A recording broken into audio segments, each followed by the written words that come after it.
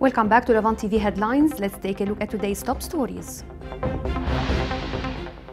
Russia said on Thursday that its own draft UN Security Council resolution on bringing aid to desperate Syrian civilians does not include the threat of sanctions on the Damascus regime.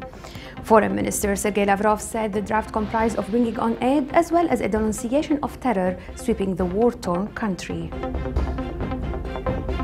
390 men of weapons-bearing age had been detained by the Syrian authorities for interrogation after being evacuated from the siege district of Homs, a rebel-held district of the country's third city. The evacuation is under a UN-brokered ceasefire. Russian President Vladimir Putin said he supported Egyptian Army Chief Abdel Fattah Sisi bid for presidency, wishing him luck after holding talks in Moscow. Sisi negotiating in Moscow a $2 billion arms deal with Russia meant to replace subsiding assistance from old ally Washington. Gunmen have abducted a British teacher in Sana'a, according to a security official. This is the second kidnapping this month of a British expat in violence-hit Yemen. The UN urged the Sudanese government and rebels meeting Thursday for their first peace talks in almost a year to declare an immediate ceasefire so aid can reach more than 1 million civilians. The negotiations were to open in the Ethiopian capital Addis Ababa under African Union mediation.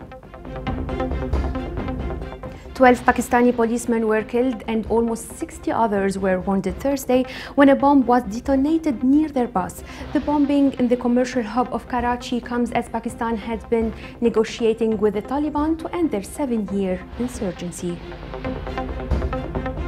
65 Taliban fighters walked free from jail in Afghanistan on Thursday, triggering condemnation from the United States, which said they were responsible for killing NATO and Afghan soldiers as well as civilians. The release of the prisoners further worsened the bitter relationship between Kabul and Washington, and the US Embassy criticized the releases as a deeply regrettable move that could lead to further violence in Afghanistan. US Secretary of State John Kerry held talks in Seoul on curbing North Korea's nuclear program as the two Koreas locked horns at rare high-level talks over looming South Korea's US military drills. Kerry's Asia tour will also take him to China and Indonesia, with a focus on regional tensions stoked by China's territorial claims. At least 3 people have died in violent protest in the Venezuelan capital, Caracas. President Nicolás Maduro has condemned the unrest as an attempt at a coup d'etat orchestrated by extremist members of the political opposition. Thousands of protesters flooded the streets of Caracas. The latest demonstrations focuses on the country's economic woes and the high level of inflation Venezuela has experienced recently. And finally, Mexico banned series of baby names, particularly technology-inspired Yahoo, Twitter or Facebook names, and even fictional characters such as Harry Potter, James Bond or Rambo. Officials said the ban of such names aims at protecting children and avoiding a lifetime of bullying. All in all, 61 names were banned by the state, including Circumcision, Terminator, Burger King, Hitler, Virgin and Rolling Stone.